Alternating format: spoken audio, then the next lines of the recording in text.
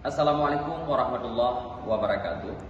Saya Haji Sudirman Haji Umar, anggota DPD RI MPR Republik Indonesia asal Pemilihan Aceh, melalui momentum peringatan Hari Anti Narkoba Internasional yang diperingati oleh dunia setiap tanggal 26 Juni, mengajak seluruh elemen masyarakat Aceh untuk memperkuat komitmen dan bersatu dengan Badan Narkotika Nasional atau BNN dalam memerangi penyalahgunaan serta peredaran gelap narkoba di Bumi Aceh. Narkoba adalah musuh kita dan ancaman nyata generasi muda dan masa depan bangsa.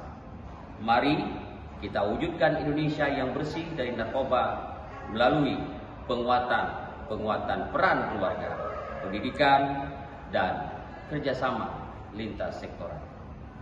Sukses untuk BNN Aceh. Wassalamualaikum warahmatullahi wabarakatuh.